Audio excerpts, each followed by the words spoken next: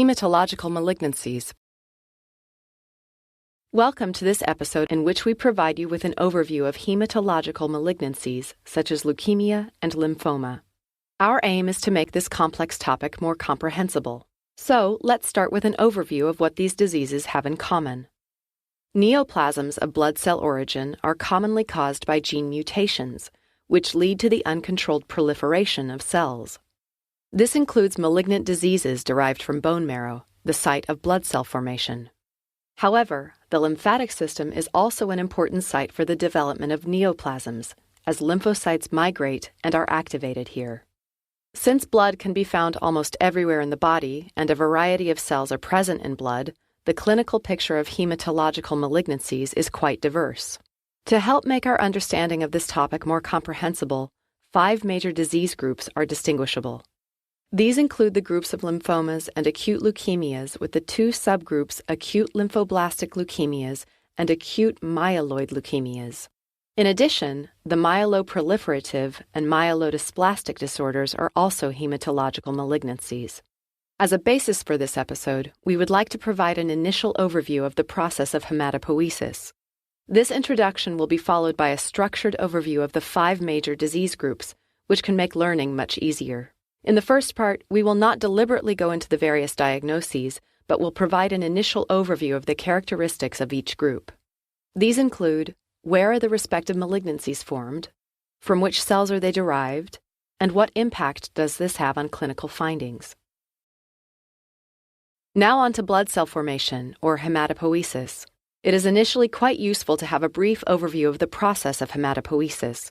Hematopoietic stem cells in the bone marrow give rise to lymphoid and myeloid stem cells.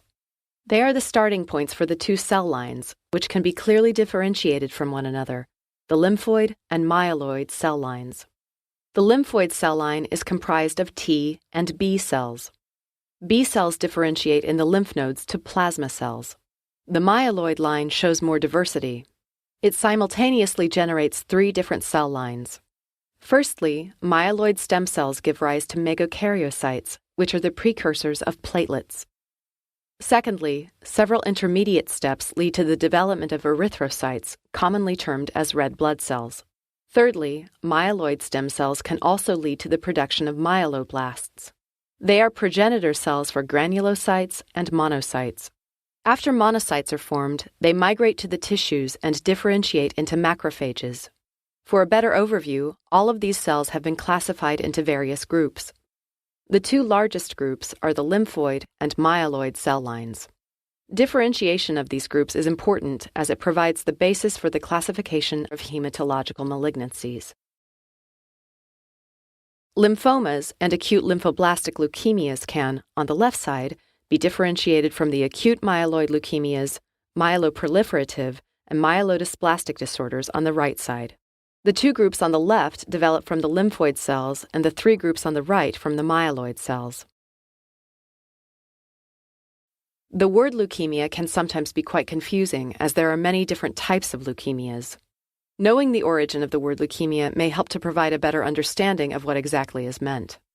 The word leukemia can be basically translated into white blood. This goes back to the German physician Rudolf Virchow, who took a closer look at the blood of a severely ill patient and noticed some changes. The blood was initially centrifuged. As a result, the blood was separated into a plasma fraction and a red cell fraction. There was a thin layer of leukocytes and platelets between both cell fractions, which is also referred to as the buffy coat. In the patient's blood sample, Rudolf Virchow noticed a thickened buffy coat, which was a white color compared to the red blood cells and plasma. He therefore termed the disease leukemia. This illustrates how the word leukemia is a historical term that was initially used descriptively and does not refer to a particular disease. Nowadays, leukemia is no longer defined by the proliferation of white cells in blood, but by the presence of leukemic cells in the bone marrow. This was a short overview of how the definition of leukemia has changed over time through a better understanding, but leukemias now comprise numerous different diagnoses. We would like to introduce you now to the characteristics of the acute leukemias. The acute leukemias can be differentiated into 2 groups, the acute lymphoblastic leukemias and the acute myeloid leukemias. They principally arise from completely different cells, either lymphoid or myeloid cells.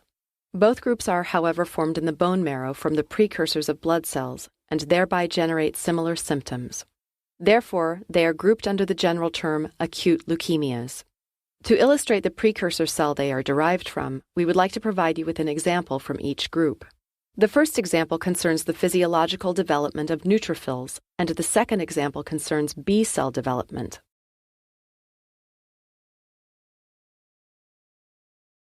Now to the first example. Neutrophils belong to the myeloid cell line and are derived from myeloblasts. The next stages in development after myeloblasts are the promyelocytes, myelocytes, and metamyelocytes. From the metamyelocyte, a band neutrophil granulocyte is formed in the bone marrow. This cell matures in the blood to a segmented neutrophil.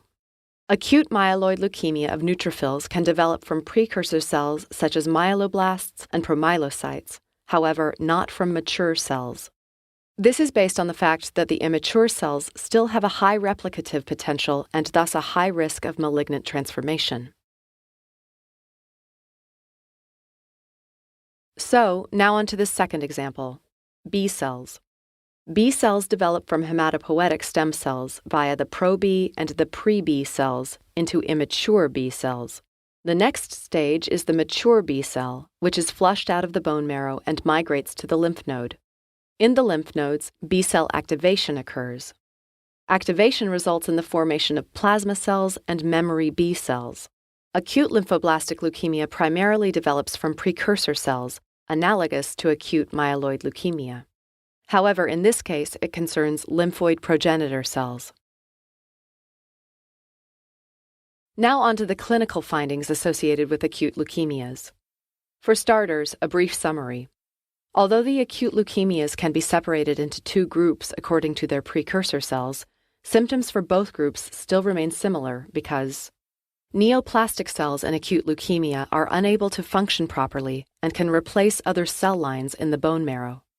The typical symptoms and risk of acute leukemia can be explained by this replacement. First, suppression of erythropoiesis leads to anemia. Second, suppression of thrombopoiesis results in low platelet numbers, which, in turn, leads to a bleeding tendency. Third, suppression of leukopoiesis results in a deficiency of functional leukocytes and susceptibility to infection. Because leukemias originate in the bone marrow, this also means that leukemic cells are not necessarily detectable in blood, which is often confusing. So, the total number of leukocytes in blood may be increased in leukemia, as has been described for the origin of the term leukemia. However, a patient with leukemia can have a normal or even a decreased number of leukocytes in peripheral blood. Therefore, a normal blood cell count does not exclude leukemia. As a result, there is a risk that the leukemia may remain undetected. Thus, as a general rule, suspected leukemia can only be excluded by bone marrow aspiration. So let's briefly introduce the lymphomas. Like the acute lymphoblastic leukemias, malignant lymphomas originate from the lymphoid cell line. They can be differentiated from leukemias in regards to their site of origin and the cells they are derived from. The point of origin for leukemias is usually the bone marrow. In contrast, lymphomas originate in the lymphatic system, particularly the lymph nodes and spleen. The cells of origin of acute lymphoblastic leukemias are, as previously mentioned, the precursor lymphocytes, as indicated by the triangle here. In lymphomas, the cells of origin are mature lymphocytes and their activated forms. So, we could picture this as a triangle in the opposite direction. This is admittedly a simple concept, and the triangles indicate that there is actually a smooth transition between lymphomas and the acute lymphoblastic leukemias. The percentage of blasts in the bone marrow is important for differentiating between cases which transition between lymphomas and lymphoblastic leukemias. If the blasts exceed a certain value, the disease is classified as lymphoblastic leukemia and not lymphoma and is treated differently. So, after this basic introduction, let's go into the clinical presentation of lymphomas. Lymphomas are frequently associated with so-called B symptoms. These are fever, night sweats, and weight loss. Because many lymphomas develop in the lymph node swelling is a common symptom. Lymphomas include many different diseases, therefore B symptoms or lymph node swelling vary between the different types of lymphomas. To summarize the lymphomas, they usually originate in the lymphatic system from more mature lymphocytes. Clinical variation depends on the type and location, however, B symptoms and lymph node swelling are common. An interesting but difficult aspect of this topic is the overlap between lymphomas and acute lymphoblastic leukemias. The differentiation is not always possible based solely on their clinical presentation, which may be quite similar. There are three interesting overlaps. First, lymphoma cells, which originate from the lymph nodes, may enter the bloodstream. This could be described as a leukemic phase of a lymphoma. Second, certain lymphoma cells may infiltrate the bone marrow, which could be best described as lymphoma with bone marrow infiltration. Third, in some cases, leukemic cells may migrate to the lymph nodes, resulting in leukemia with lymph node swelling.